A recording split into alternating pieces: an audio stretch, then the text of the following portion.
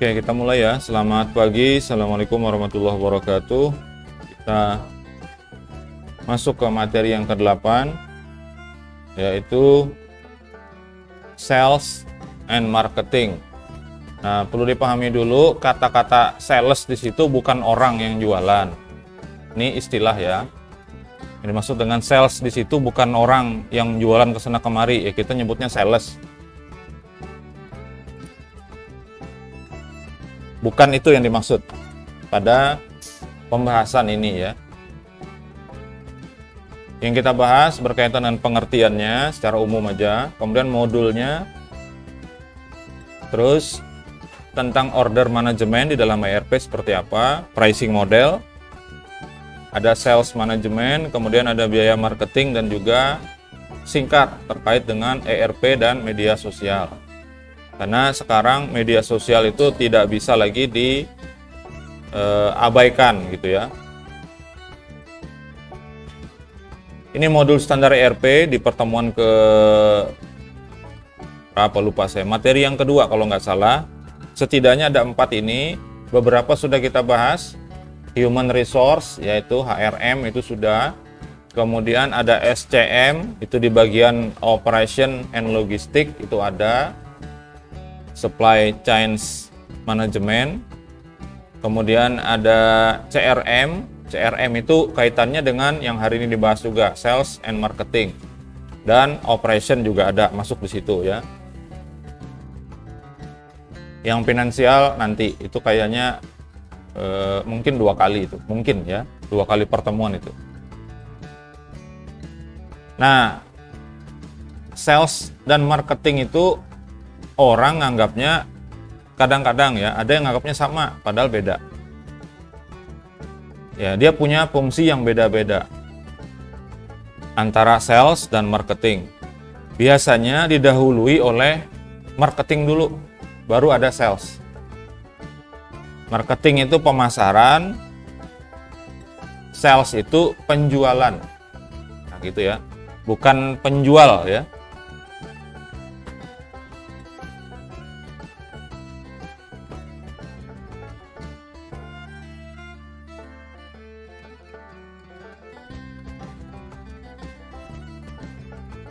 Jadi dua-duanya ini berbeda, tapi punya keterkaitan ya. Kalau tidak ada pemasarannya, bagaimana caranya kok bisa terjual? Seperti itu.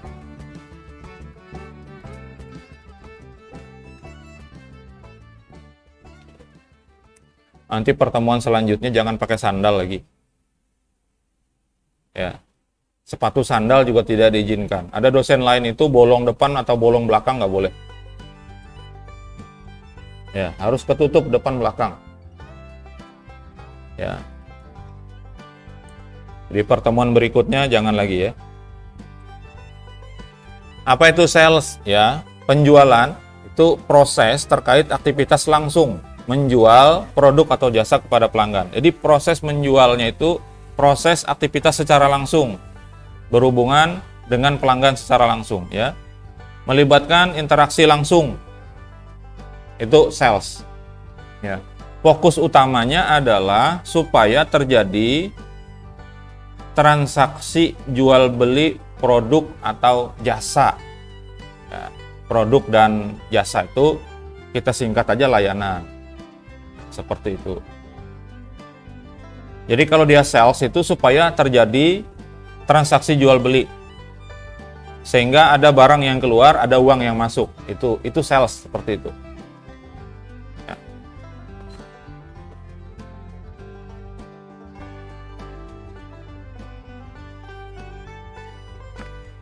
Nah, bagian penting yang ada di dalam sales atau penjualan ya, yang pertama ada interaksi langsung antara orang yang menjual itu dengan pembelinya. Interaksi langsung yang dimaksud itu bisa juga dengan perantara, sebut langsung juga. Misalnya apa? Maksudnya itu melalui media. Nggak langsung berhadapan face to face kayak gitu, nggak mesti harus ya. Bisa lewat media, misalnya akun medsos bisa. Tapi ke orangnya langsung yang bersangkutan itu juga dianggap secara langsung interaksinya ya. Kemudian ada pengelolaan prospek. Prospek itu tahu masa depan. Maksudnya orang yang berpotensi nanti akan membeli itu prospek. Biasanya yang seperti ini di perbankan sama di asuransi orang nyebutnya prospek. Prospek itu orang yang punya potensi nanti bisa dijadikan nasabah. Namanya prospek. Ya. Bisa mengelola nih orang yang punya minat tertentu terhadap suatu produk. Nah, itu juga namanya prospek. Jadi dalam penjualan itu ada pengelolaan prospek. Bahkan termasuk ke dalam pelayanan pelanggan ini adalah ketika orang itu sudah beli, ya, orang itu sudah beli, nanti ditawari lagi. Nah, seperti itu penjualan maksudnya. Tujuannya apa? Supaya terjadi transaksi lagi. Nah, ini bagus untuk dijadikan judul TA. Dulu tahun berapa saya lupa, 2013 atau 14 lah, 10 tahunan yang lalu lah. Itu ada judul TA yang isinya bagus, itu bikin aplikasi memang di bengkel mobil.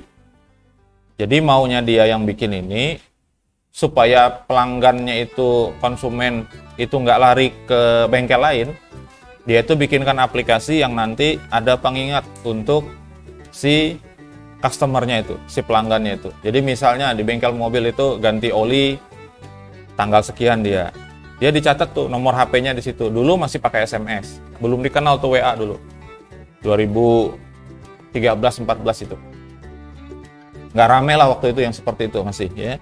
Jadi dicatat nanti ganti oli kalau mobil yang rata-rata aja gitu, misalnya berapa bulan, nanti 1 bulan sebelumnya itu sudah diingatkan. Supaya apa? Supaya ingat yang pertama. Yang kedua, orang itu merasa apa ya, diperhatikan. Kemudian dia nanti akan ganti oli ke situ. Nah, terus misalnya servis yang lain, misalnya mobil itu ditawarkan, diingatkan seperti itu ya. Harapannya apa? Kembali ke bengkel tersebut. Nah, itu bisa dijadikan topik TA. Ya. Nah, kalau sekarang mungkin nggak perlu lagi pakai SMS gateway. Nah, menggunakan apa? Bisa aja tuh pakai yang WA web.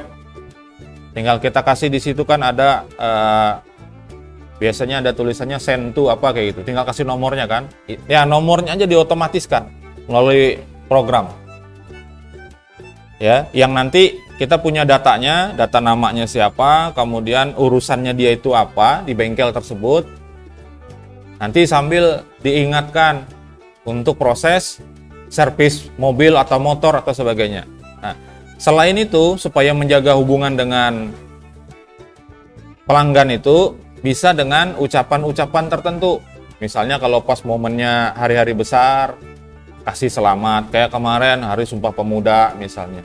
Supaya orang tadi merasa diperhatikan, seperti itu. Ya, itu termasuk bagian dari mengelola prospek, kemudian pelayanan pelanggan. Sedangkan marketing, pemasaran, ya, ini adalah proses yang lebih luas. Isinya adalah strategi dan aktivitas yang digunakan untuk menarik, melibatkan, dan mempertahankan pelanggan. Jadi tidak berhubungan dengan penjualan secara langsung. Ya, tujuannya apa? Supaya orang tertarik nih gimana? Itu namanya pemasaran. Supaya orang mau, misalnya setidaknya membaca. Salah satu bentuk pemasaran kan lewat brosur, nah itu pemasaran. Kalau penjualannya kapan? Pada saat orang itu melaksanakan transaksi. Kalau di kita misalnya PMB, ya brosur, kemudian bikin video-video tentang kampus, itu masuk ke kategori pemasaran, marketing. Nah, proses penjualannya kapan? Salesnya pada saat calon mahasiswa itu mendaftar. Seperti itu. Jadi itu jelas ya, contohnya itu berbeda antara sales dengan marketing. Ya, bisa juga untuk mempertahankan, yaitu tadi. Ya, selain salesnya, makanya dikatakan itu saling terkait. Ya, di dalam sales itu ada marketing juga. Di dalam marketing nanti tujuan yang dituju adalah sales, penjualan.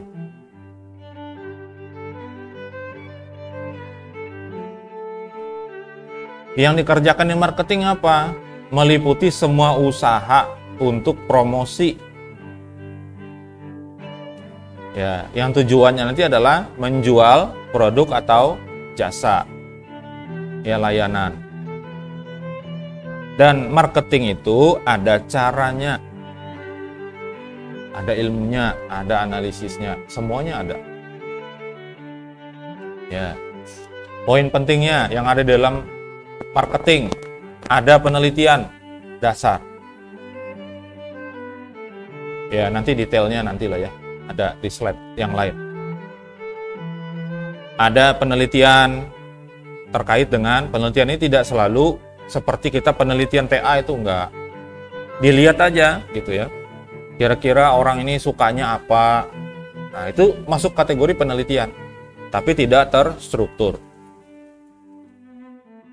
Yang sedang rame sekarang itu apa, dilihat. Itu bisa dimanfaatkan. Sekarang lagi tren nih apa? Yang lagi rame sekarang.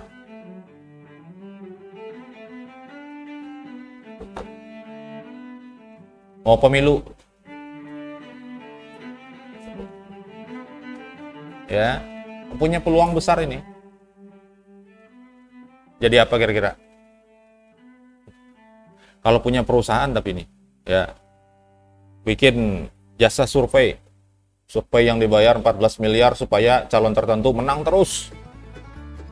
Ada, dibongkar semua. Ya. Jadi agak rame itu di Twitter. Kalau di Twitter bisa pakai bot. Tiba-tiba ada salah satu penyelenggaranya menggunakan polling YouTube. Sementara orang mungkin orang tuh belum kepikiran bikin botnya di YouTube. Ya, akhirnya itu data real jadinya. Ya, kalau di Twitter itu susah. Selang 5 menit aja selisihnya bisa puluhan ribu orang. Nah, itu kalau nggak robot, siapa? Ya. Yang awal mulanya sekian persen, pokoknya selisihnya itu antara 1, 2, 3 gitu ya.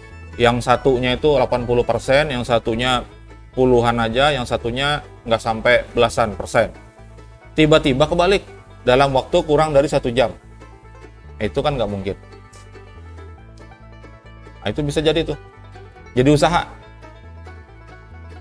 Ya, usaha membohongi diri sendiri dan membohongi masyarakat. Seperti itu ya. Ada penelitian dasarnya ketika melakukan pemasaran. Kira-kira kalau dipasarkan di sini cocok apa enggak? Nanti akan ada penjualan apa enggak? Seperti itu ya. Kemudian ada pengembangan strategi dalam pemasaran. Setiap cara pemasaran itu ketika dilaksanakan selalu akan dianalisis ulang. Ini dampaknya seperti apa? Kalau dia bagus akan dilanjutkan dan ditingkatkan. Kalau dia nggak bagus biasanya akan dievaluasi, diganti caranya, nggak cocok nih. Nah, itu masuk ke pengembangan strategi. Kemudian promosi dan branding.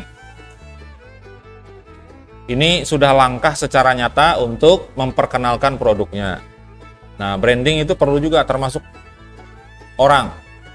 Ya, kayak kalian itu perlu membranding diri supaya nanti ketika lulus itu orang bisa ngincar. Ngincarnya maksudnya untuk digunakan keahliannya. Kalau sekarang ya branding aja dulu, misalnya untuk nama atau kegiatan lah yang dilakukan. Jadi orang tuh sudah tahu ini kegiatan hari-harinya ngapain. Tapi yang ada nilai jualnya.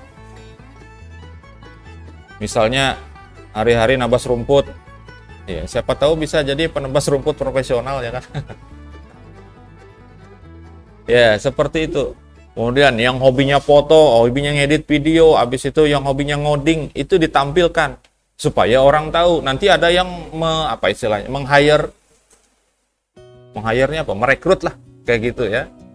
Wah ini kayaknya nih bisa nih kita gunakan, kita ajak nih buat bergabung, seperti itu. Ya, perlu membranding diri. Nggak usah terlalu banyak posting, yang tidak ada unsur brandingnya. Misalnya jalan-jalan kemana, ya jalan-jalannya aja dipoto, diposting, apain? Ya, kecuali kita itu punya ini karena saya belajar ekonomi juga ya. Jadi gimana caranya supaya apa saja kegiatan yang kita lakukan itu ada nilai ekonomisnya. Tuh. Misalnya kalian jalan-jalan ke mana tempat wisata kita sini. Tangkiling sana kan banyak ya. Misalnya Mata Nandau misalnya. Mata Nandau itu asli memang Mata Nandau. Panas sekali memang. Ya, pohonnya sedikit ya kan. Tapi kita berfoto di situ memperkenalkan itu, nggak ada kerjasama sama mereka. Nilai ekonomisnya hilang. Ekonomisnya itu kepada mereka. Kitanya nggak ada. Orang kan jadi tahu lewat foto kita kayak gitu. Bahwa di sana ada objek wisata dan sebagainya, atau ke kesananya apa kesininya tuh, Surung Danum, atau ke yang satunya lagi lupa saya namanya. Yang sebelumnya Mata Nandau itu apa? Lupa saya namanya. Banyak pohonnya di situ, enak, lebih enak di situ kayaknya. Kita foto-foto aja kayak gitu, orang jadi tahu kok ada tempat wisata di sini. Yang dapat nilai ekonomisnya sana. Tuh, kitanya nah. Tapi nggak apa-apa juga kayak gitu loh. Kalau tujuannya apa? Sebenarnya berbagi cerita dirinya, bukan berbagi cerita di sana sebetulnya kan. Tapi orang lain yang dapat efek ekonomisnya gitu.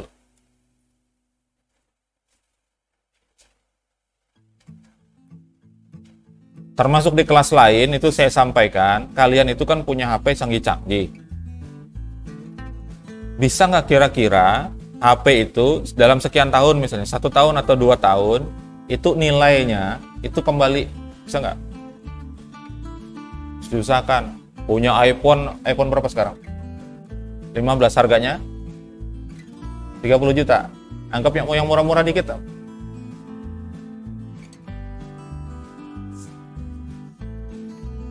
7 juta. iPhone 11 7 juta. Saya tanya, kalian pakai itu apakah nilai akademiknya jadi naik? Gak ada, mempengaruhi sama sekali pun gak ada. Kemudian, apakah dengan HP yang semahal itu, saya nggak katakan canggih ya, karena itu relatif aja. Yang semahal itu bisa meningkatkan produktivitas. Pertanyaan, saya bertanya. Apakah dengan harga HP semahal itu, misalnya ketika mengetik jadi lebih cepat, kirim WA misalnya langsung terkirim sebelum diketik misalnya, kalau bisa. Dalam pikiran aja tiba-tiba sudah terkirim misalnya, kan nggak ada kan? Apa bedanya dengan smartphone yang harga biasa kayak gitu ya? Nggak ada koneksi internet, nggak terkirim juga, sama.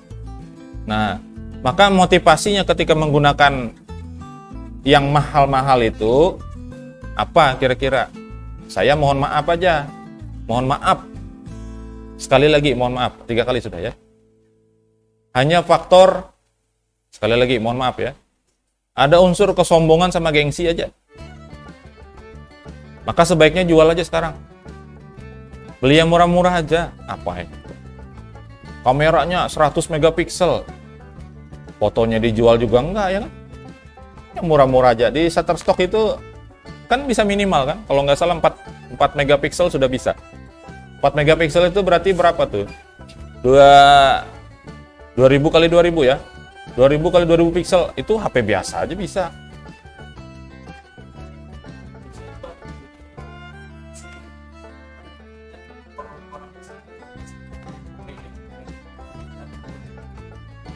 Ada. Ya, betul. Sebetulnya ada aplikasi-aplikasi tertentu yang tidak ada di Android, ada di sana. Begitu juga sebaliknya. Ada. Hanya masalahnya ini masalah need. Nah, yang lebih ditekankan sekarang itu kan desire. Bukan need. Kalau need itu kebutuhan. Kebutuhan itu yang mendasar. Kebutuhan kita mendasar apa? Telepon, SMS. Itu sudah bisa diwakili oleh satu aplikasi yang namanya WA. Ya kan? Atau yang lain. Bisa, sudah. Sebenarnya kan hanya itu aja. Di mahasiswa aku lihat ditambah, bisa browsing. Ada aplikasi untuk akses cloud, misalnya Google Drive dan seterusnya. Yang lain-lain juga sama. Bisa pakai itu. Sisanya buat apa? Nggak ada. Ya, apakah dengan kita menggunakan iPhone 17 misalnya, harganya mungkin 100 juta gitu ya. Apakah dengan itu orang jadi kenal kita terus kita dihormati orang? Enggak juga. Malah jadi incaran penjahat. Nah, pertanyaan saya, pernahkah kita berpikir seperti itu? Ya. Saya dulu termasuk yang brand itu saya pilih. Sekarang enggak lagi. Karena apa? Karena sadar sudah, tobat saya. Kalau kemarin Samsung, HP saya itu semuanya Samsung. HP dari yang kecil, waktu pertama kali punya HP Android itu Galaxy yang 3650 atau lupa saya. Yang kecil itu. Habis itu beli Tab 3, waktu itu masih baru-barunya 2013. Habis itu beli lagi yang terakhir, mungkin pernah lihat saya waktu ngajar, Samsung yang itu. Sekarang ganti, nggak pakai Samsung lagi. Mikir apa? Mikir sisi ekonomis, karena sudah belajar ekonomi.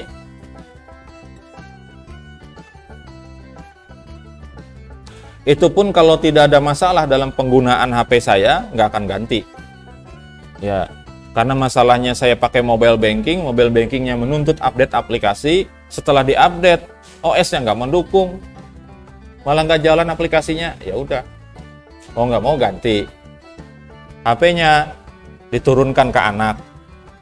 Anak saya namanya masih kecil, belum 3 tahun, HP-nya dilempar-lempar. Ya, akhirnya hidup, suaranya ada, layarnya mati. Ya sudahlah, simpan, ya kan? Nah, seperti itu. Jadi saya bandingkan harga, spesifikasinya kurang lebih sama. Bedanya hanya di brand aja. Spesifikasi kurang lebih sama, ya sudah, saya pilih yang lebih murah. Nah, seperti itu. Sekarang brand nggak lagi. Memang dari sisi kualitas saya akui memang berbeda. Ya. Nah, seperti itu. Nah, kembali pertanyaannya. Ya. Kalau nggak mau, rasanya sayang itu dijual HP-nya yang mahal tadi. Gimana caranya diusahakan bisa menghasilkan?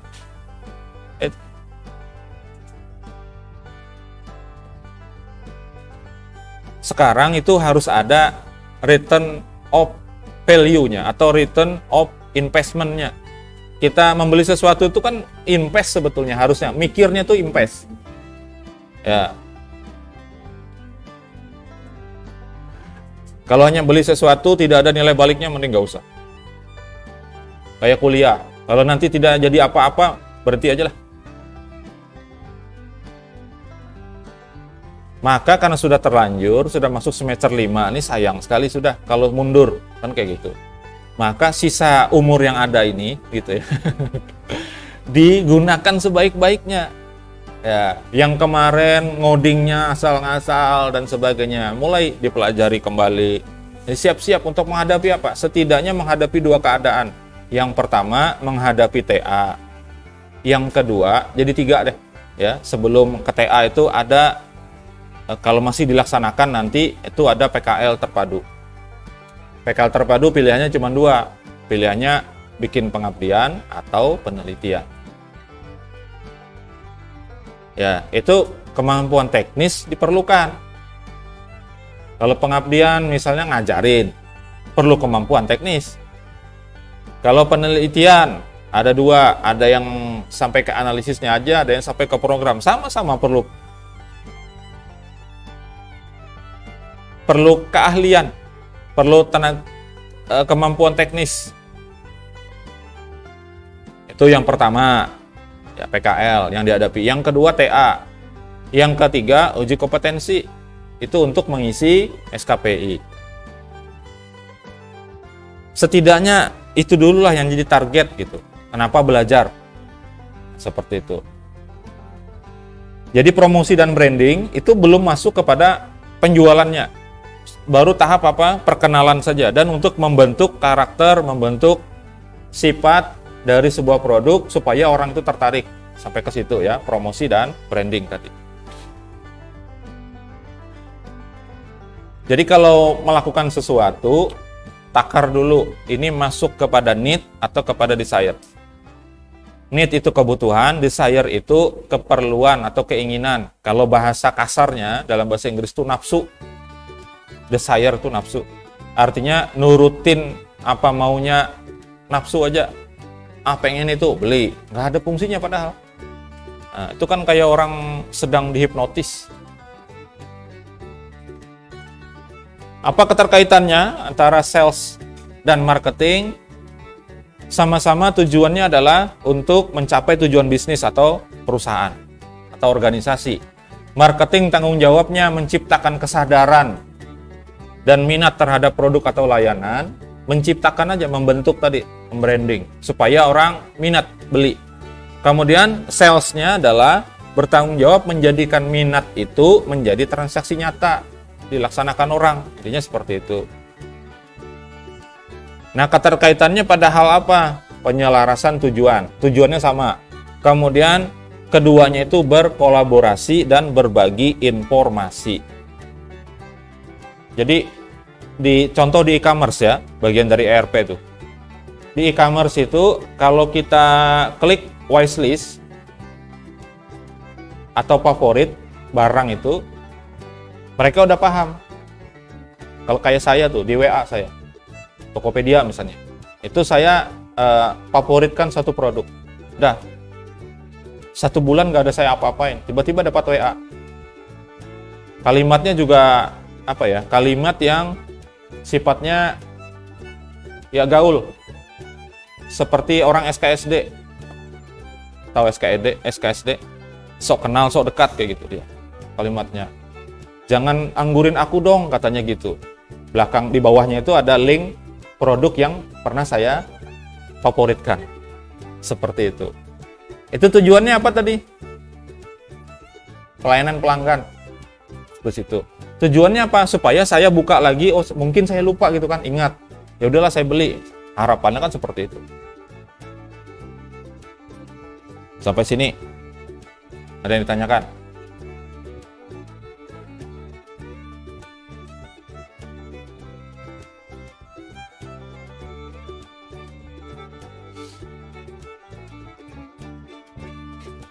Modul penjualan dalam ERP, ada pertama manajemen penjualannya, ya itu isinya pengelolaan pesanan, penawaran dan penjualan, informasi stok, ya ini kaitannya dengan SCM juga. Kemudian penjadwalan pengiriman dan pemenuhan pesanan, menyiapkan gitu ya. Ini kalau dia sifatnya apa ya? Kalau marketplace itu dia punya toko sendiri. Misalnya kayak Shopee itu kan ada Shopee Mall, ada Bukalapak tuh Buka Mall, terus Tokopedia tuh dia punya toko sendiri juga. Bukan hanya dia memfasilitasi penjual lain di sistemnya dia. Nah ini masuknya ke situ ya, arah penjelasannya. Karena ERP ini kan berarti perusahaan yang dia punya usaha, seperti itu. Jadi ada manajemen penjualan, ada manajemen pelanggan, ini di bagian salesnya, di dalam sistem ERP. Kemudian manajemen harga.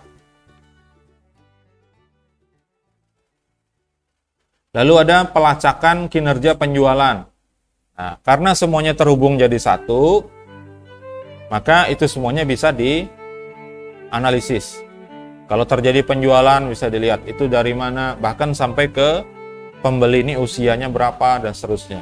Ya, YouTube sendiri sudah menggunakan itu.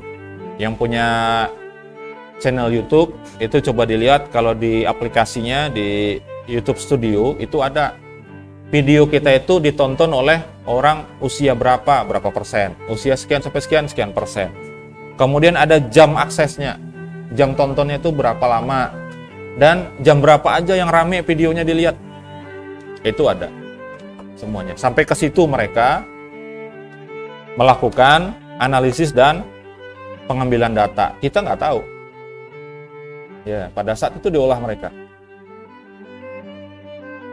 Nah, nanti juga sama ketika bikin TA misalnya tentang apa, kayak yang berbasis web misalnya, atau yang lain. Bisa tuh di-track seperti itu.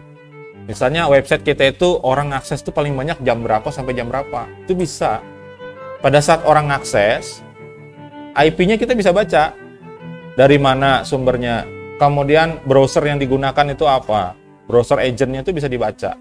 Dia menggunakan desktop atau mobile, itu bisa kebaca semuanya. Bisa kita record ke dalam database kita. Dari situ bisa dimunculkan. Nah, kebayang kalau seperti itu sebetulnya aplikasi itu bisa kecil aja, tapi ditambah dengan hal-hal yang seperti itu, kan jadinya besar sekali. Padahal, nah, mainnya itu sebetulnya hanya cara kita berpikir aja, dan cara kita mengolah aja. Saya sudah sampaikan bagaimana aplikasi buku tamu itu bisa ditampilkan seolah-olah database-nya banyak, padahal cuma satu tabel aja.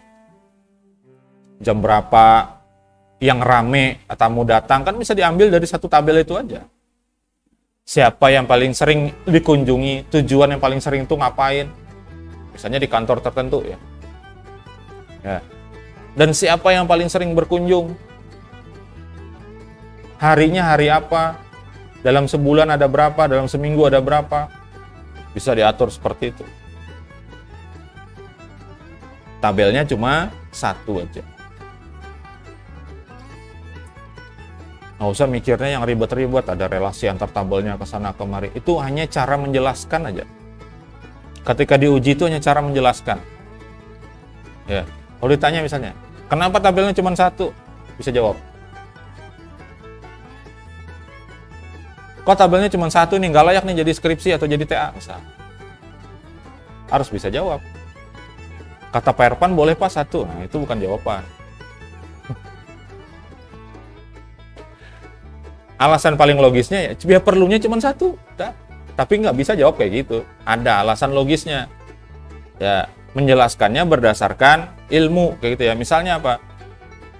Yang diperlukan tuh memang satu aja, baru dijelaskan. Nah, yang dibutuhkan ini tidak perlu dipecah. Misalnya menjadi beberapa tabel, tidak ada relasi di sini. Misalnya secara ilmiah menjelaskannya bisa diterima.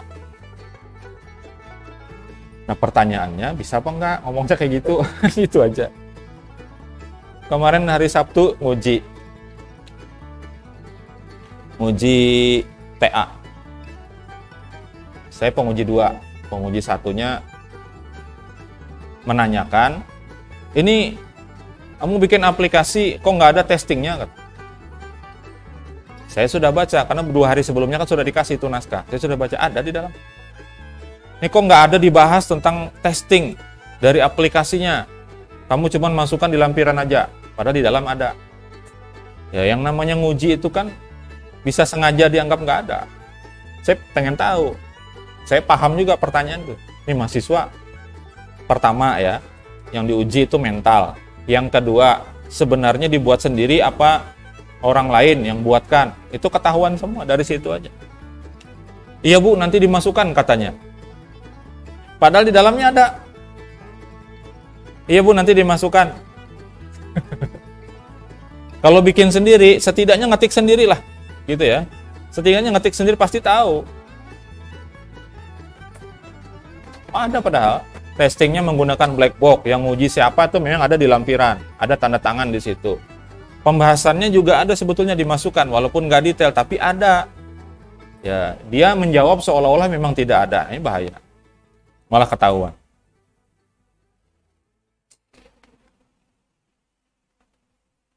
Fatal lagi kemarin ya, padahal sudah ditesting tapi fatal kesalahannya. Kesalahannya apa? Ini aplikasinya aplikasi penjualan stok intinya adalah stok, ada penjualannya, ada harga di situ, disuruh memasukkan barang, harganya dimasukkan, katakanlah sebuah minuman gitu ya, harga minuman ini 20.000 misalnya, disuruh memasukkan angkanya 20.000. Ini hati-hati nih, ini bagian dari testing dan implementasi sistem. Ada white box, ada black box testing. Nanti yang ngajar, insya Allah tuh yang ngajar ahlinya. Memang fokusnya di situ. Dan itu tolonglah diperhatikan betul-betul ya caranya. Disuruh memasukkan 20.00, 20.000 kan? Nah, seperti itu. Pakai titik tapi. Kemudian stoknya diisi 0. Boleh nggak barang diisi 0? Boleh, kita masukin namanya aja kan dulu, boleh kan? Nanti kalau ada barangnya tinggal nambah stok kan bisa. Oke, disimpan. Berhasil disimpan. Dilihat daftarnya. Harganya Rp20. Padahal 20.000. Jadinya yang tersimpan hanya Rp20 karena ada tanda titik. Titik di komputer diterjemahkan sebagai koma. 20 itu koma di belakang, kalau 0 kan nggak dianggap. Berarti Rp20, stoknya 0. Itu sebuah kesalahan satu. Harusnya tanda baca tidak boleh masuk di situ. Ya, harusnya kalau mau ada tanda bacanya secara otomatis saja. Ketika ngetik 1000, 100 nih, 100. Ketika tambahin 01, berubah dia jadi 1.000, bisa. Main pakai JavaScript aja bisa itu. Ya, untuk memformat itu. Tapi ketika mengetik tidak boleh pakai tanda baca. Itu kesalahan satu, testing. Berarti testingnya nggak dites.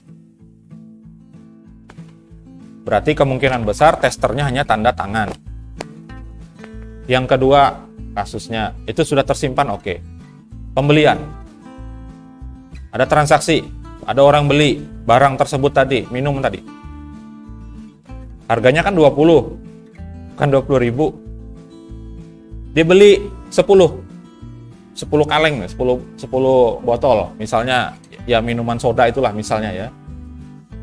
Tadi dibeli 10, padahal stoknya 0. Dibeli, nilai uangnya berapa jadinya? Kalau Rp20 beli barang 10, nilai uangnya Rp200. Stoknya jadi berapa? Stok barangnya itu 0, dibeli 10. Minus 10, dan itu terjadi di dalam sistemnya. Berarti ngambil barangnya dari mana? Dari alam gaib apa gimana? Yang 10 tadi. Apa ngutang dulu? Barangnya nggak ada. Harusnya tidak boleh terjadi seperti itu. Caranya gimana? Caranya pada saat akan bertransaksi, cara pertama barang tersebut tidak tampil, yang stoknya 0. Yang kedua, tetap tampil, tapi tidak bisa dimatikan aja tombolnya. Bisa. Cara yang ketiga, tetap bisa dipilih, tapi transaksi tidak bisa dilanjutkan. Cara ketiga seperti itu. Nah, tinggal pilih aja yang mana sebetulnya. Kan bisa. Main filter aja sebetulnya kan, jika itu if stok sama dengan 0 atau kurang dari 1, ya udah nggak tampil gitu. Selesai. Itu yang paling mudah. Nah, di ERP pasti itu ada. Kalau dia di dalam modul penjualannya itu pasti kalau barangnya kosong ya nggak bisa. Seperti itu. Bahkan sebelum barang kosong itu ke bagian produksi itu sudah ada alert, sudah ada peringatan. Ini perlu diproduksi kembali. Seperti itu ya. Kalau kita bicaranya enterprise. Ya. Jadi ada manajemen penjualan, termasuk manajemen pelanggan. Ini kalau yang tercatat ya, itu nanti bisa ditawari kembali misalnya. Kalau rutin belinya misalnya per bulan,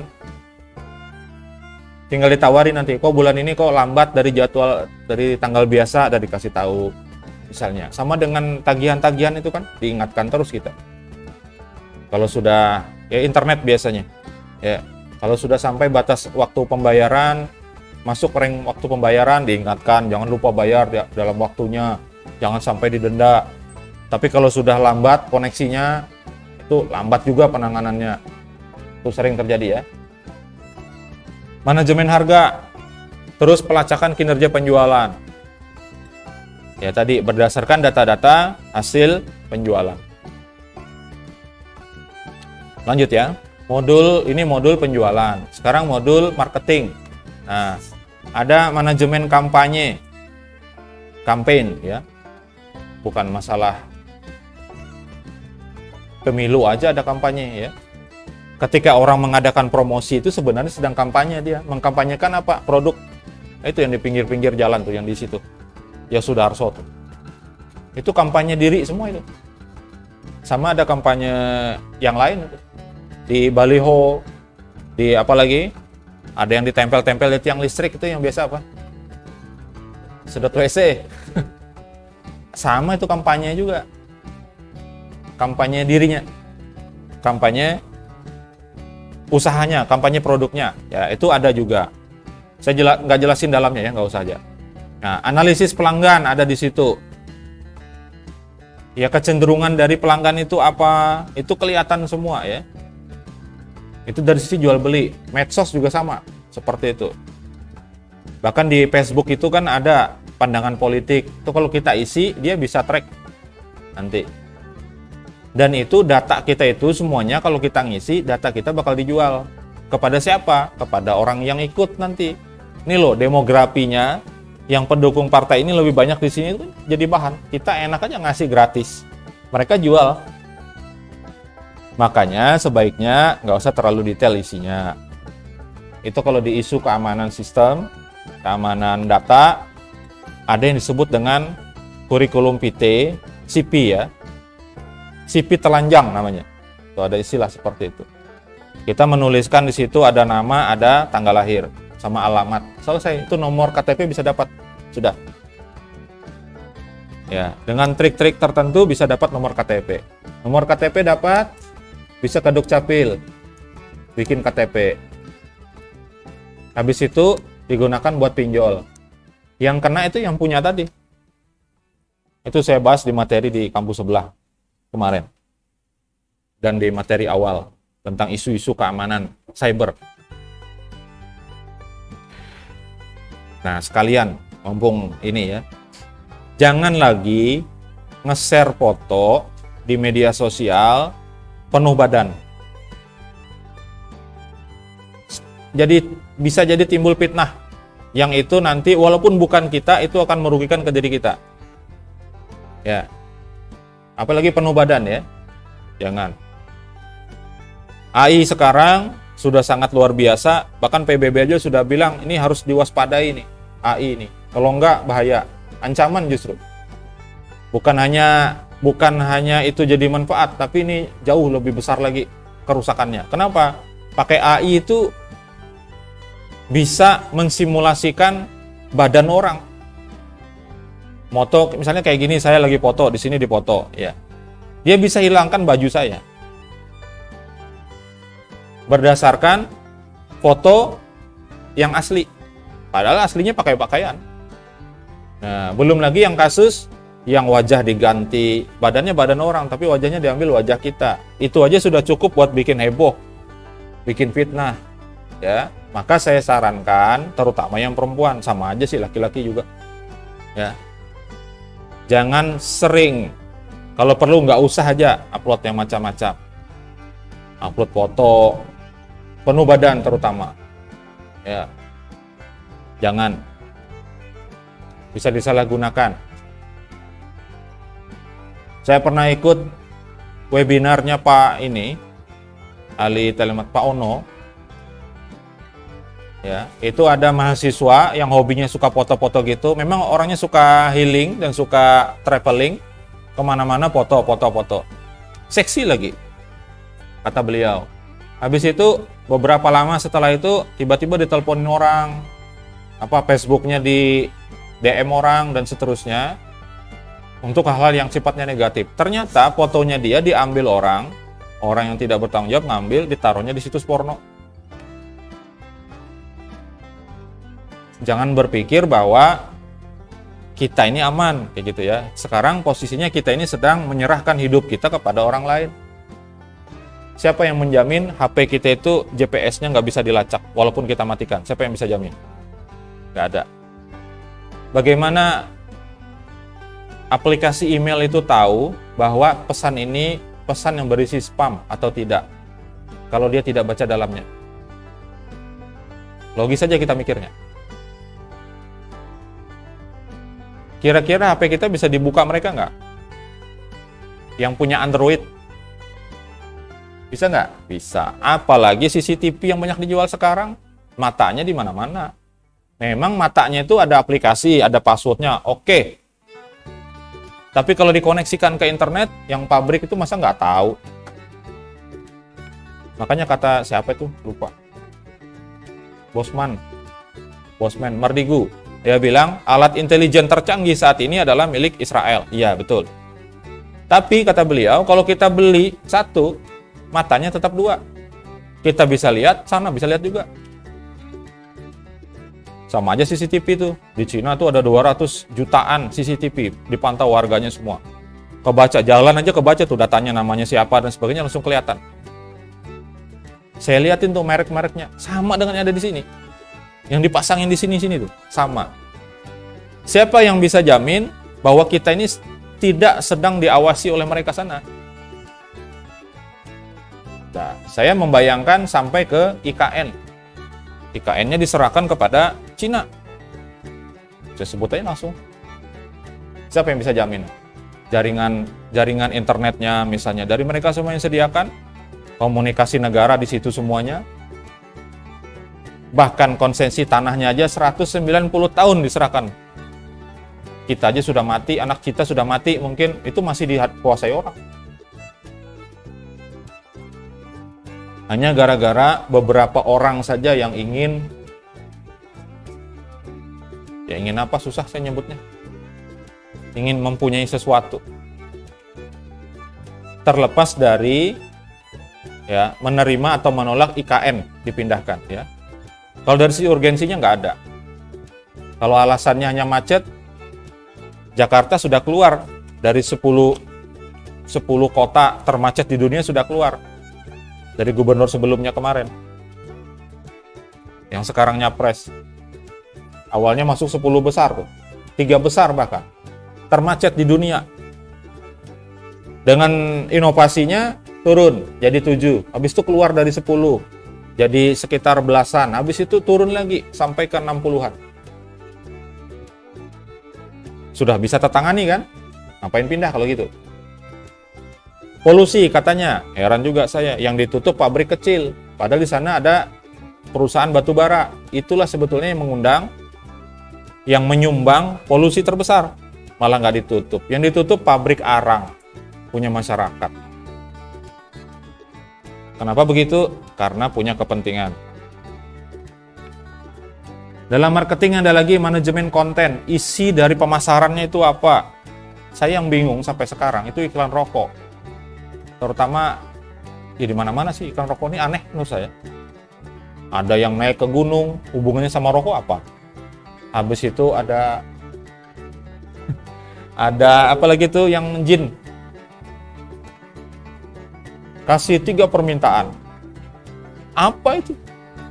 Saya bisa hilangkan ini, yang satunya bisa menghilangkan kasus korupsi. Wah, kalau itu nyindir. Oke lah, itu ada muatannya. Kalau yang lain-lain tuh saya nggak paham apa sih. Ada yang naik motor, hubungannya sama rokok tuh apa gitu. Ya, tapi itu nilainya bisa ratusan juta tuh, bikin iklan seperti itu. Idenya itu tuh saya masih belum dapat itu, nyambungkannya kemana gitu. Apakah ini hanya untuk orang-orang kaya aja misalnya, atau di gunung itu dingin, terus suruh ngerokok gitu kan. Kenapa yang iklannya itu yang ke masyarakat aja langsung gitu. Abah saya, almarhum nenek saya itu ngerokok. Ngerokoknya karena apa? Dari kecil ngerokok. Karena kerja di hutan. Kalau orang zaman dulu tuh bawa yang namanya parafin. Kalau kemana-mana, kalau lagi memantat tahu lah. Tahu kan? Ya. Itu kalau pindah antar pohon, itu parafinnya kalau ketinggalan sana pasti diserbu nyamuk. Bawa lagi. Lalu ada orang yang ngomong, daripada capek bawa parafin, kalau orangnya ada 2, parafin 2 jadinya kan, supaya dekat sama orangnya, ngusir nyamuk tuh. Katanya, ini ngerokok aja. Kan asapnya di muka-muka sini, supaya nggak kenyamukan. Akhirnya, sampai tua. Kalau itu, ya masih masuk akal alasannya. Ya, pertanyaannya, yang hidup di kota, tiba-tiba merokok. Kayak kalian nih, nah. Pegawai kada, rokok, ngerokok kada rokoknya aja sama bungkus-bungkusnya dirokok.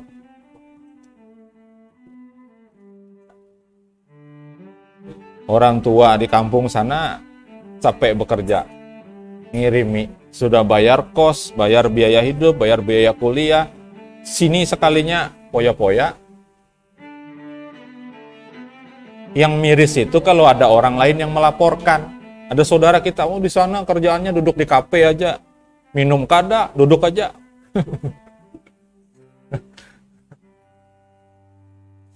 Gimana kayak gitu? Ya. sambil diingat orang tua. Nanti menyesal kalau orang tua sudah tidak ada. Kapan waktunya untuk berbakti kepada mereka itu? Ya. Kalau tidak bisa membantu mereka mengganti apa yang sudah dikeluarkan, pasti nggak bisa kita. Ya. Kalau secara materi mungkin bisa dihitung berapa yang dikeluarkan untuk biaya kuliah itu masih bisa. Oke, kita bisa ganti. Ya, seperti itu. Tapi ada hal yang tidak bisa diganti, yaitu perhatiannya. Ya, ditanya aja orang tua. Ya, membiayai Anda kuliah itu tujuannya apa? Supaya apa? Tanya. Nanti ya. Jadi tugas. Datangi orang tua masing-masing, duduk di hadapannya. Ya. Sini Pak, Mah gitu. Saya mau ceramah dulu gitu, misalnya. Ya, tanyain baik-baik. Ya. Menyetujui kuliah di sini nih kenapa? Kok mau membiayai itu kenapa? Pengen apa? Apa harapan Mama misalnya? Harapan Papa atau harapan Abah, Mama kepadaku misalnya, itu apa? Langsung dipak semuanya. Aku. Ya, kalau lu itah biasa ya. Aku ikau kan biasa aja dan orang tua. Tapi kalau yang lain, ya perhatikan juga. Dalam marketing itu ada CRM-nya yang sudah kita bahas. Ada Customer Relationship Management. Tadi fungsinya apa? Mengingatkan kembali, menjaga hubungan. Shopee aja ngirimin saya WA terus. Barang yang di like, yang di favorit nggak pernah saya beli-beli. Seperti itu ya.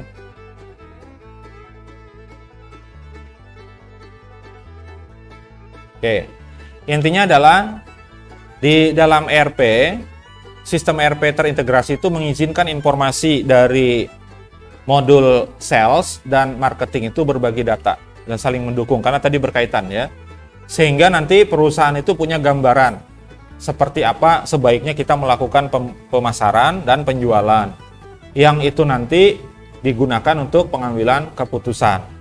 Tujuannya meningkatkan efisiensi, kepuasan pelanggan, strategi penjualan perusahaan secara keseluruhan. Itu yang akan dituju dalam penggunaan modul sales dan marketing di ERP-nya seperti itu ya. Tujuannya apa? Berbagi data. Supaya apa? Supaya punya gambaran dan kan bisa dianalisis. Lalu bisa ngambil keputusan yang tepat seperti apa. Kalau suatu produk itu ketika dianalisis hasilnya tidak maksimal, pilihannya kan ada dua. Dirubah produknya supaya menjadi lebih menarik, orang tertarik, atau kalau tidak stop sama sekali, ganti. Nah, keputusan itu diambil berdasarkan apa? Berdasarkan data dari penjualan dan pemasaran. Order management. Di manajemen pesanan ya. Saya jelaskan bagian atasnya aja. Ya, yang bawahnya itu ngikut aja gitu ya. Pertama, menerima pesanan. Bisa lewat online, by system juga bisa, atau lewat telepon, atau lewat chat misalnya. Kalau ada orang yang seperti itu, jangan langsung diarahkan kepada online. Dia maunya lewat chat aja. Saya nggak punya waktu misalnya. Saya nggak kepengen nginstal aplikasi. Ya udah layani aja. Ya, jangan dibuang itu. Salah satu saluran penerimaan itu jangan dibuang. Kalau yang lewat telepon layani aja. Kalau punya perusahaan nanti ya.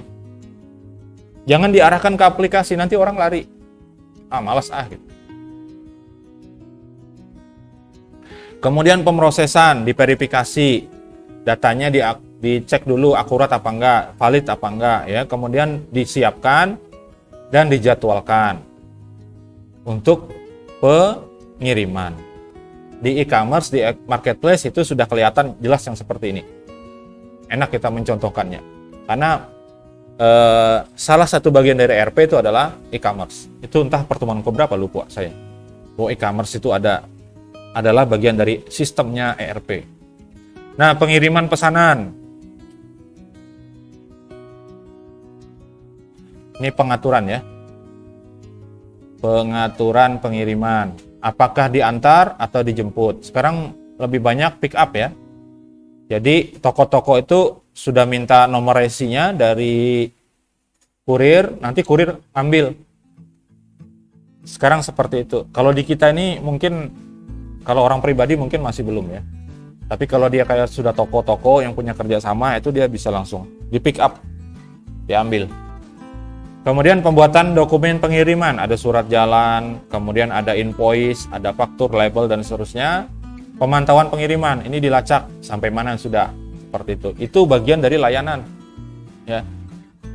Kebayang itu kalau kita kirim, udah kirim gitu aja. Ini kalau penjualan manual, ya nggak ada trackingnya sama sekali, kecuali kita track manual. Ya kalau sudah disediakan, nah itu bagus. Kemudian ada manajemen retur, pengembalian ya, baik itu retur barangnya atau minta ganti uang. Ya, dan itu di e-commerce semuanya sudah dilayani. Tesis saya kemarin ada hubungannya sama itu. Berhubungan dengan memang option. Kalau diistilahkan itu option atau bahasa Arabnya khiyar. Pilihan untuk melanjutkan transaksi atau tidak, atau mengajukan komplain. Nah, di situ ada salah satunya adalah minta ganti barang atau minta ganti uang. Itu ada. Dilayani di situ.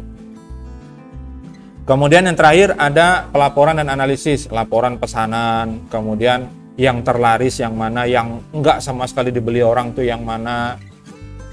Ya, yang ada kecenderungan diminati, biasanya yang dikasih tanda favorit atau dimasukkan ke dalam wishlist ya. Kemudian analisis kinerja, kepuasan, testimoni dari pelanggan itu seperti apa. Ya masalahnya itu kalau di e-commerce itu bisa dihapus. Negatif-negatif bisa dihapus. Nah, seperti itu ya. Bahkan ada testimoni palsu. Saya perhatikan itu. Jadi yang beli itu sebenarnya mereka-mereka juga, supaya ada transaksi, kan uangnya balik ke dia lagi. Tapi untuk menciptakan apa? Menciptakan opini. Lewat apa? Lewat testimoni, lewat komentar orang. Orang berkomentarnya bagus ya terus. Ya, sudah pernah saya ceritakan, saya nyari mainan perosotan, harganya 300.000, saya nggak baca testimoni. Yang baca istri saya. Nih katanya, harga 300.000 yang dikirimin. Serbet. Oh, serbet. Testimoni orang. Susah kayak gitu ya. Oke, pricing model. Nah, dalam ERP itu juga ada pricing model, pemodelan harga.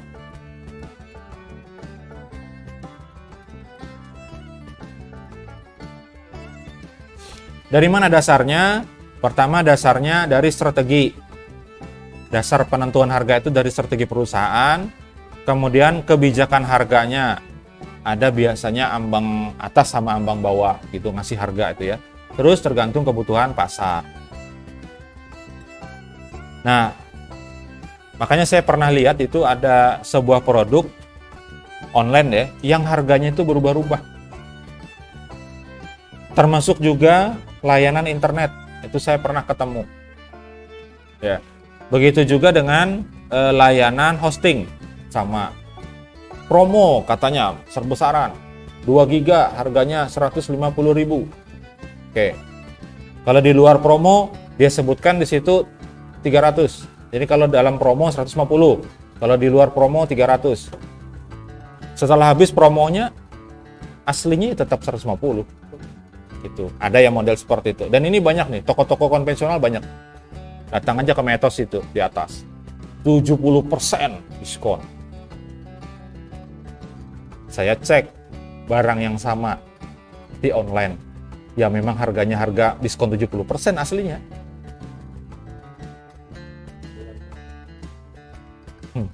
Seperti itu ya.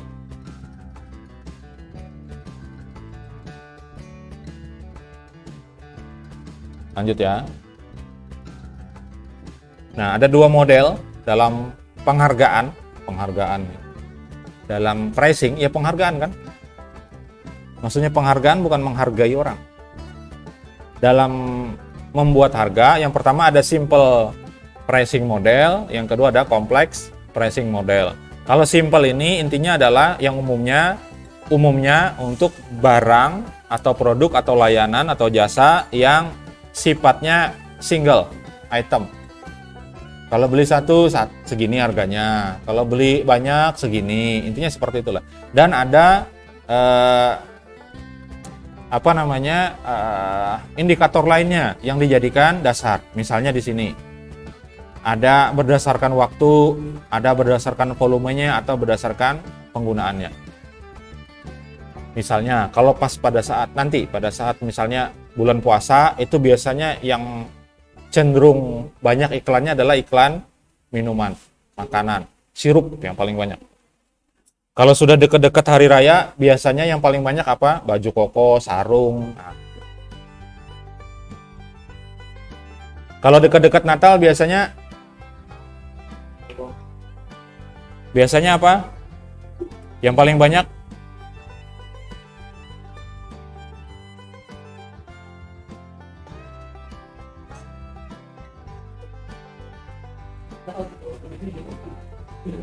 Biasanya apa? Kalau dekat-dekat Natal tuh iklan-iklan di TV itu paling banyak iklan apa? Produk apa? Coca-Cola mah semuanya kayaknya ya. Itu ada terus.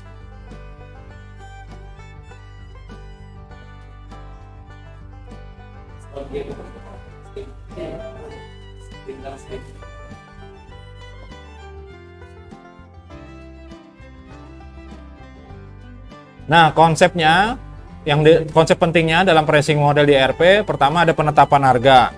Ada berdasarkan segmen pelanggannya, apakah dia individu atau korporat nanti yang jadi targetnya. Kemudian perubahan harga otomatis ini berdasarkan waktu atau momen atau kejadian tertentu ya, itu bisa diturunkan harganya. Nanti kalau sudah habis masanya normal lagi seperti itu. Kemudian ada pemantauan dan analisis, ini berkaitan dengan prediksi harga. Lalu ada kustomisasi produk dan harganya, itu melalui apa? Diskon. Ada juga produk itu yang lengkap, harganya sekian. Akhirnya apa? Supaya orang bisa beli, dilepasin tuh satu-satu, beberapa alatnya tuh dipisah jualnya, supaya kelihatan lebih murah. Padahal aslinya ya kurang lebih sama. Itu produk apa biasanya tuh yang dijual terpisah tuh? Banyak ya. Mainan anak-anak tuh paling sering. Ada jual robot, mobil yang bisa jadi robot, dijual terpisah, bagian-bagiannya ada. Nah, seperti itu. Sampai sini nggak ada kan yang ditanyakan?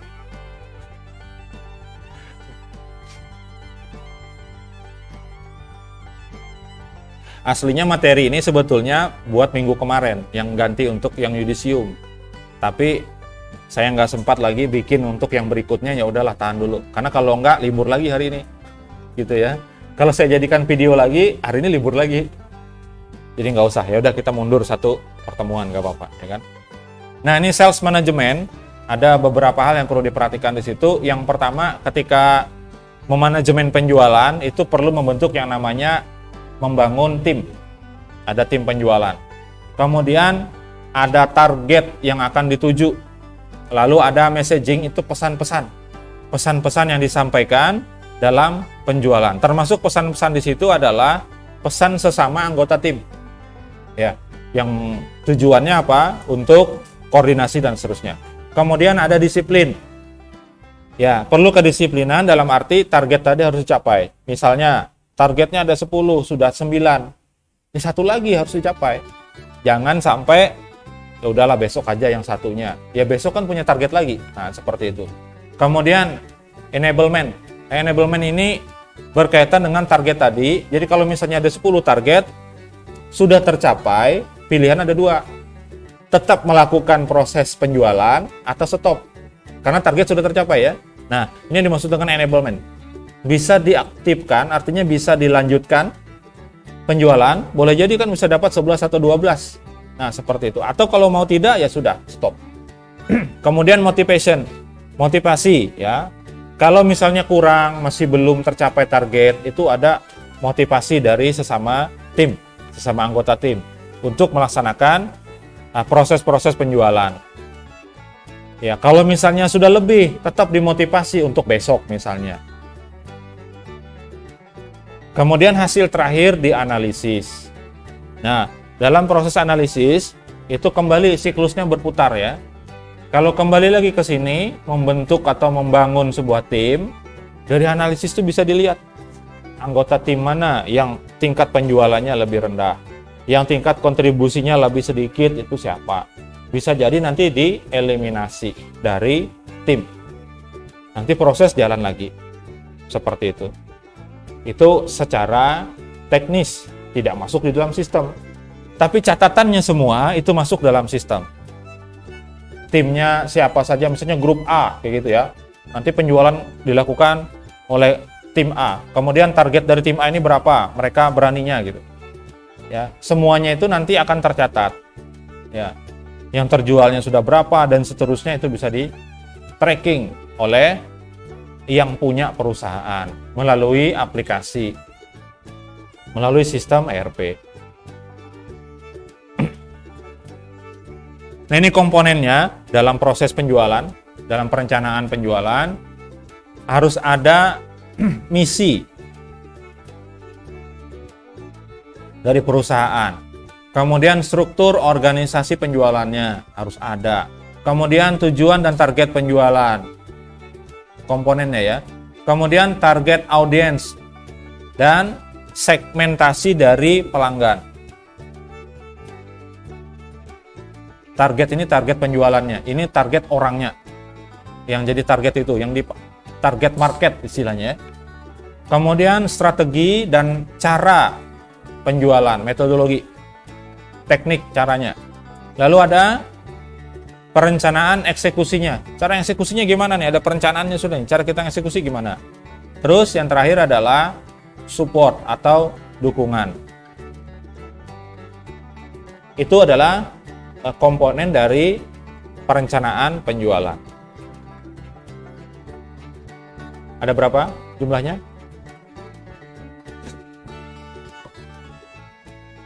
Ada berapa?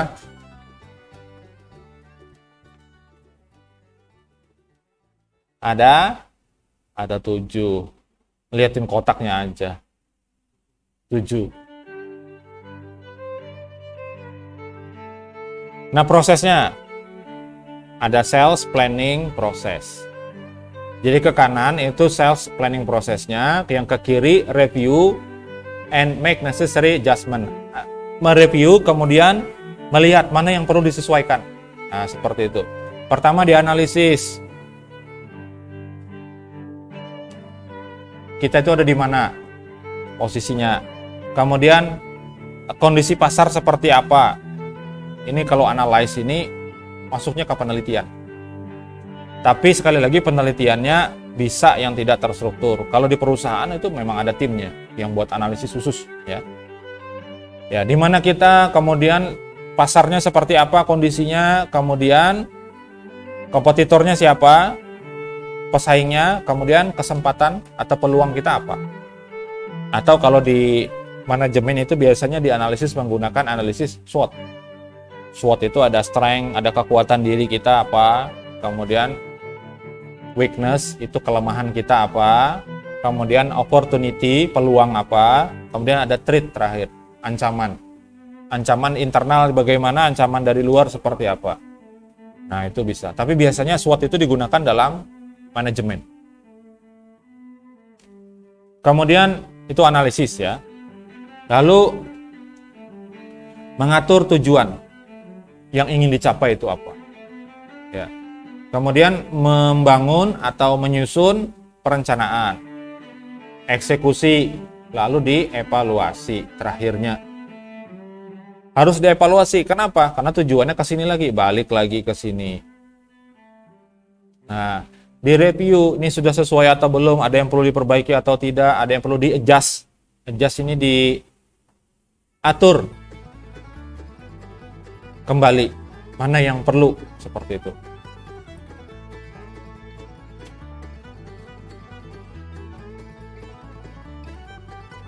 Nggak ada ya? Terserah aja Pang, jelas atau kada. Serah aja. Nah, marketing dalam ERP. Ini kaitannya dengan CRM ya. Nih, Customer Relationship Management. Apa dari sisi luarnya, artinya yang mempengaruhi. Ya, kita harus tahu produk kita itu apa ketika melakukan marketing. Terus harus tahu harga yang tepat tuh seperti apa, nilainya berapa. Ini masuknya semuanya dianalisis lewat ERP. Kemudian di mana dipasarkannya harus tepat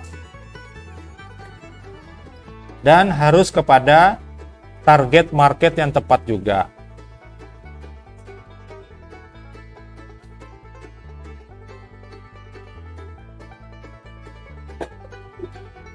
Tapi ada orang yang tidak seperti itu, ada perusahaan. Contohnya ini. Memang targetnya ada, tapi target terselubungnya ada. Kan maunya supaya penjualan aja. Yang tadi iPhone 17. Yang ditarget itu sebetulnya orang-orang levelnya atas. Ya, cuman ada orang level bawah pengen naik ke atas. Nah, seperti itu. Ya. Harus know your product, harus tahu produknya itu apa. Secara spesifik sebenarnya apa sih produk ini? Manfaatnya apa? Kemudian know the right price. Harga yang tepat itu apa? Seperti apa? Bagaimana? Lalu know your right place. Ini memasarkannya nih di mana yang pas. Kemudian ditujukan kepada orang yang tepat. Ya, kalau berkaitan dengan di sini tidak dimasukkan waktu ya, itu termasuk di right place. Musim hujan, jualan jas hujan itu pas. Tapi musim panas jual jas hujan. Atau jual apa? Buah-buahan yang nggak laku kalau hujan, semangka yang mengandung air. Ya kedinginan aja orang nggak minum, suka kencing. Ditambah jual buah-buahan yang ya tidak tepat.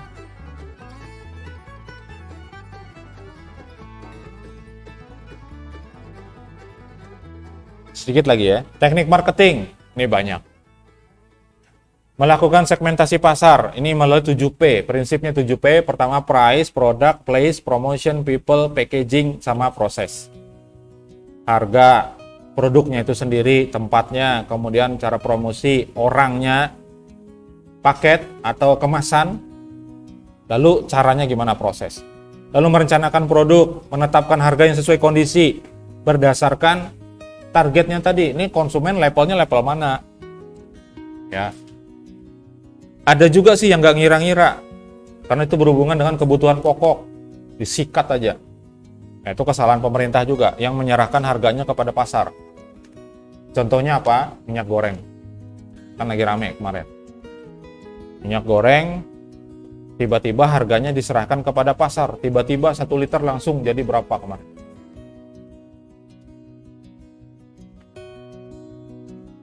Susah ya. Harusnya menetapkan harga berdasarkan keadaan. Berdasarkan konsumennya, targetnya tadi, berdasarkan kompetitor, pesaing. Pesaing naruh harga segitu, kita naruh harga lebih tinggi, ya nggak ada yang beli. Ya. Terus biaya produksi, sama ya. Memilih tempat dan distribusi yang tepat, berdasarkan demografinya tadi, keramaiannya, sama keterjangkauan.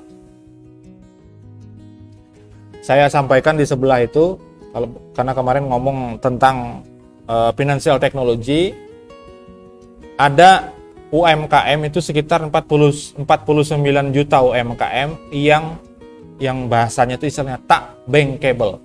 Yang tidak bankable, maksudnya apa? Yang tidak terjangkau oleh bank. Sehingga lahirlah microfinance. Yang itu berupa perusahaan, dan itu sebetulnya dikhawatirkan juga karena dia jadi yang namanya shadow banking. Bank, tapi bukan bank. Karena dia melakukan proses pinjam-meminjam juga, sama. Walaupun itu diatur, dikelola, dan diberikan izin oleh OJK. Ya, itu untuk menangani apa? Menangani UMKM yang 49 juta jumlahnya tadi, yang unbankable. Yang tidak bisa disentuh oleh bank. Artinya mengajukan proses kredit misalnya untuk modal usaha, itu dia tidak bisa, tidak memenuhi syarat di bank. Lewat microfinance, lewat fintech, bisa. Syaratnya nggak sulit. Nah, salah satu teknik marketing adalah dengan teknik promosi, ngasih diskon, giveaway, beli 1 dapat 1. Ya, kalau beli 1 dapat 2 kan 3 jadinya. Cuman kalimat beli satu dapat satu itu diterjemahkan masyarakat secara langsung, nggak dapat apa-apa. Ini beli satu ya dapat satu. Padahal bahasa promosi bukan seperti itu, dapat satu, beli satu dapat satu, jadi dua. Cara-cara promosi seperti itu, menggunakan influencer, ngasih cashback, padahal sudah di-up, ngasih voucher, potongan. Nah, ini paling sering digunakan di marketplace. Kalau saya paling sering gunakan, voucher gratis, ongkir. Bisa juga ngasih sampel produk, bisa dikasih aja sampelnya. Kemudian maksimalisasi sosial media dan social networking. Sosmed sama sosmed itu berbeda. Ya. Jadi dia ada yang sebagai media sosial, ada yang sebagai jaringan sosial. Contoh jaringan sosial itu apa? Yang membentuk jejaring. Itu yang biasanya menggunakan subscription.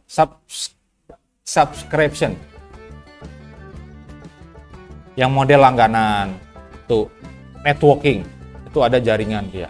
Kalau sosial media biasa, ya seperti yang biasa kita gunakan. Misalnya apa? Instagram, karena itu brand kepada diri. Kalau kayak di YouTube, itu arahnya kepada sosmed, bukan sosial media. Ya, bisa lewat apa? Proses marketingnya, lewat posting, lewat mereplay atau repost, bisa juga melalui mention. Ngomong yang macam-macam aja, tapi di tag, di mention yang punya produk, misalnya seperti itu. Atau melalui diskusi atau jawab di kolom komentar. Ini banyak sekali nih saya temuin di X terutama, karena saya lebih fokus di situ, beritanya lebih update cepat di situ. Ya, orang lagi ribut-ribut urusan pilpres, tiba-tiba di bawah ada yang mengiklankan macam-macam gitu ya. Nah, dia ngambil kesempatan dari situ. Bagus itu tekniknya. Ya. Berita tentang perang di Israel.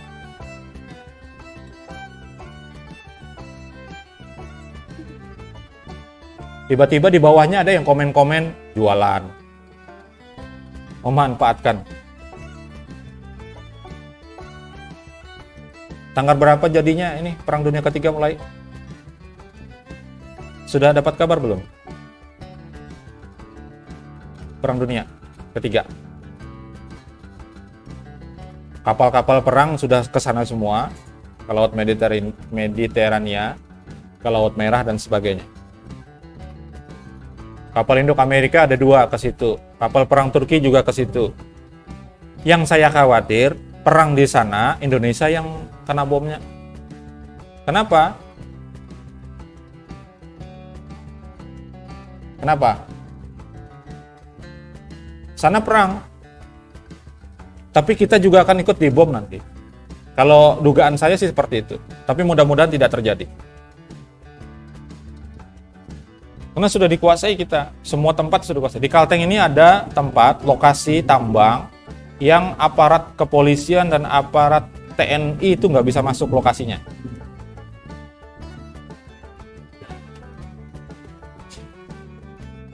Kita tidak pernah tahu karena kita nggak boleh diperbolehkan masuk. Tidak pernah tahu di dalam itu ada apa. Boleh jadi itu tentara semua isinya. Itu yang saya khawatirkan, saya bilang. Dan itu di mana-mana, di Sulawesi, di Jawa juga banyak, di Sumatera juga ada, di Kalimantan banyak juga. Yang dulu dijanjikan 10 juta lapangan pekerjaan, ternyata bukan untuk warga negara Indonesia. Paham ya maksudnya ya? Saya nggak nyindir, menyampaikan apa adanya aja. Miris. Mudah-mudahan setelah 2024 nanti kita dapat pemimpin yang betul-betul membuat masyarakat kita itu sejahtera. Yang nggak tahu siapa, nggak kelihatan. Programnya juga belum jelas apa. Ya, dari semua itu. Tapi yang pasti selama terpengaruh dengan oligarki, nggak bisa. Makanya bagus itu kalau presidential threshold itu dinolkan. supaya siapapun bisa maju. Selama masih 20%, nanti tergantung biaya, mahal. Akan balik lagi tuh, balikin modal masalahnya. Ya, lanjut ya. Menerapkan sistem reselling dan dropshipping atau reseller dan dropshipper. Itu juga bagian dari marketing. Kenapa? Kita mencari perpanjangan tangan buat jual, kayak gitu. Tapi ini beda sama MLM, yang modelnya piramida dan seterusnya, itu beda ya. Menerapkan promosi word of mouth.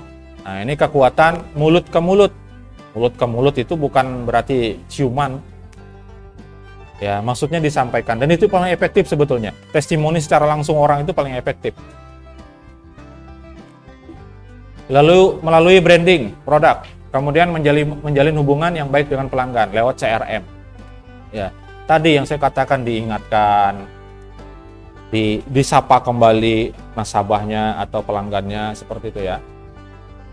Oke, selanjutnya biaya marketing. Ini dinilai dari mana saja? Berdasarkan karakteristiknya itu beragam sumbernya ya. Terus biaya marketing itu bisa mengalami perubahan sesuai dengan kondisi.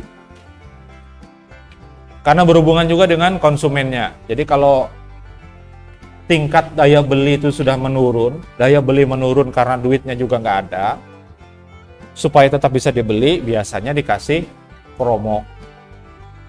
Atau biasanya produk-produk yang hampir dekat, misalnya 2-3 bulan lagi expired, bisa kasih promo. Ada biaya tetap dan biaya variabel kalau di dalam biaya marketing. Biaya tetap itu yang memang sudah ditetapkan untuk sebagai biaya promosi atau biaya marketing. Ada lagi biaya variabel, yang ini tidak diduga biasanya. Biasanya karena keadaan tertentu atau momen tertentu yang tidak terjadwal secara langsung. Kalau momen-momen kayak hari-hari besar itu kan sudah ada, di tanggalan juga sudah ada. Tapi nanti ada kejadian tertentu ya yang sifatnya rame, heboh, nah itu bisa dijadikan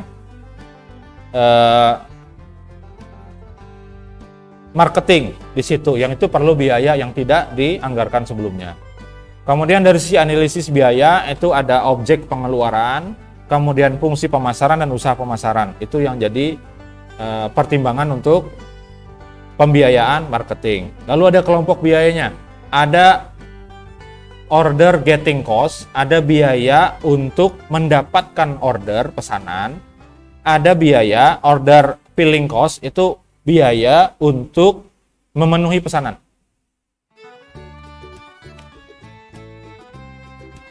Yang biaya untuk mendapatkan pesanan, ini yang kita katakan biaya marketing.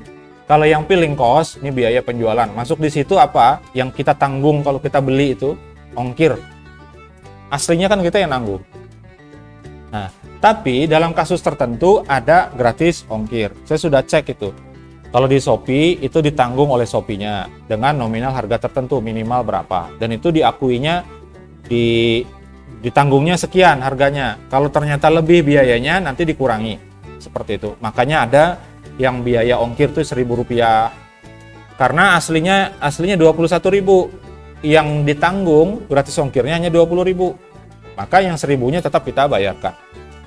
Yang nanggung siapa? Perusahaan. Saya sudah baca itu di panduannya Shopee.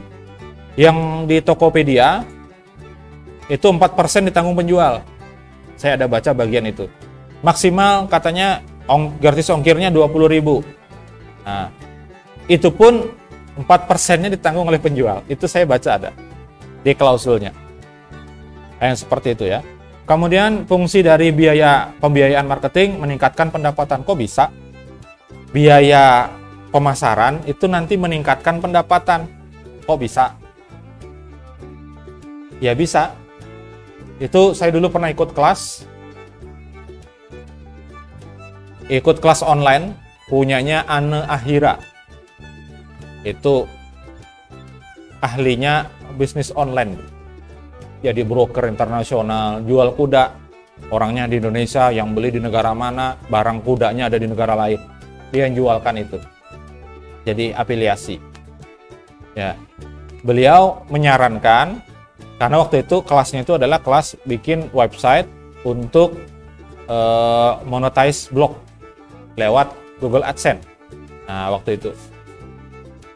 Jadi ada tekniknya bulan pertama, bulan kedua, bulan ketiga, sampai di bulan yang berikutnya itu beli domain dan seterusnya. Kita bikin konten dan sebagainya. Kemudian dari beliau itu ada trik berikutnya adalah memasang iklan di Google AdWords. Nah, seperti itu. Di Google Ads kalau sekarang. Kan ngeluarin biaya. Kita ini maksudnya pengen dapat duit. Disuruh ngeluarin biaya. Nah, ternyata itu efektif. Jadi ketika website kita itu ada di pencarian paling atas, pada saat itulah diklik orang. Pada saat itulah terbuka iklannya. Pada saat itu juga dapat duit ternyata. Nah, seperti itu. Jadi, mengeluarkan biaya marketing, biaya pemasaran untuk meningkatkan pendapatan. Apakah akan selalu dapat pendapatan? Ya enggak juga, tergantung produknya. Ya, seperti itu. Dan untuk memberikan nilai tambah pada produk. Karena kalau tidak dipromosikan, orang nggak tahu seperti apa produknya. Nah, kemudian biaya marketing yang dihitung dari laba. Jadi biaya iklan itu sebetulnya sudah include di harga yang kita beli. Misalnya kita beli minuman, minuman yang di botolan itu, yang kemasan air mineral itu. Pada saat yang sama sebetulnya kita beli itu sekaligus kita bayarin biaya iklan pada saat itu. Ya. Nah, yang dari laba itu ngambilnya, itu nggak ada aturan bakunya, tapi dia dipengaruhi oleh 4 hal ini. Ada pesaing, kemudian keseimbangan penjualan, lalu biaya tetap yang memang sudah ada dikeluarkan, kemudian rencana pemasaran berikutnya. Lalu medianya yang digunakan untuk marketing, ya ada cara tradisional, ada cara digital. Kalau yang tradisional, lewat mulut ke mulut, lewat media cetak. Kalau yang digital, kita sudah bisa gunakan media sosial terutama.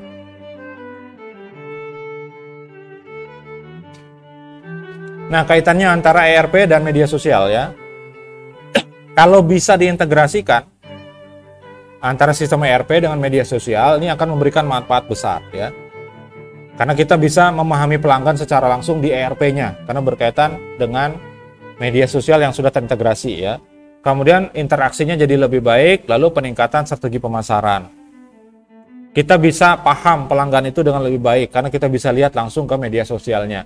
Lalu mudah melacak respon pelanggan. Kadang-kadang pelanggan itu dia nggak nulis testimoninya di sistem, tapi nulisnya di mana? Di media sosial. Nah, kalau kita punya datanya mereka, kita bisa cek, bisa lacak. Kemudian segmentasi dan penargetan audiens atau target market pasarnya ini bisa mudah kita tentukan. Lalu personalisasi konten. Nanti konten-konten untuk marketingnya itu bisa disesuaikan dengan keadaan dari si pelanggan.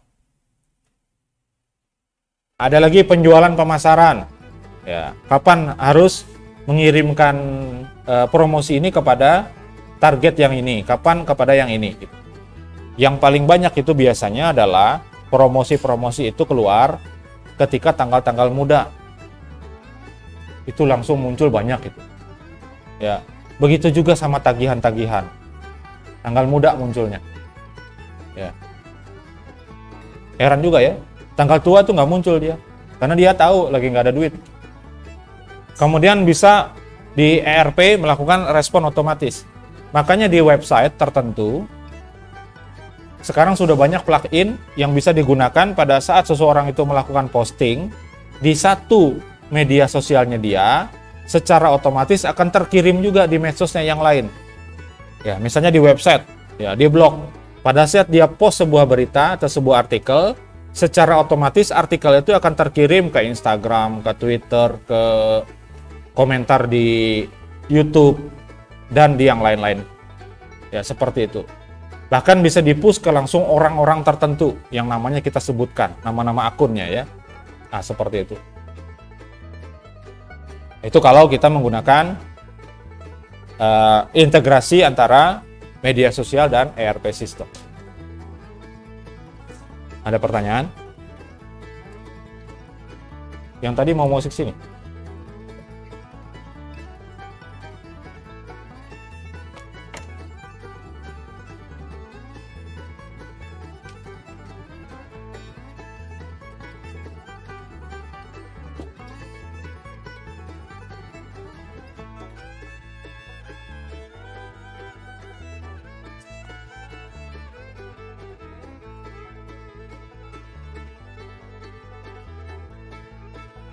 Nggak ada? Cukup ya. Jangan lupa juga dikasih identitas. Karena saya sudah sampai dengan sebelum UTS kemarin sudah saya cek itu ada yang nggak ada identitasnya. Dituliskan nama sama NIM lah paling nggak. Kecil ya nggak apa-apa. Kemudian kalau bisa dikompres, jangan sebesar-besarnya filenya dikirim lambat. Biasanya gagalnya itu kalau ngirimnya lewat HP. Sudah dipoto jadi PDF, kemudian dikirim. Karena ukurannya besar, nggak dikompres dulu. Ukuran PDF-nya bisa sampai ada yang 5 MB, 6 MB, 10 MB. Kan maksimal 10 MB saya syaratkan ya. Kalau nggak dikompres, itu cenderungnya kalau pakai HP tapi ya. Kalau lewat laptop itu biasanya aman aja. Itu ada pesannya sudah terkirim. Ternyata belum selesai prosesnya, sudah kalian back aplikasinya. Aplikasi Google Drive-nya itu sudah di back. Padahal itu masih proses, akhirnya gagal. Dianggap membatalkan pengiriman. Nah, kalau bisa nanti hasilnya dari foto itu dikompres dulu ya. Ada yang bagus itu, yang versi online tuh iLog PDF. Itu bagus sekali.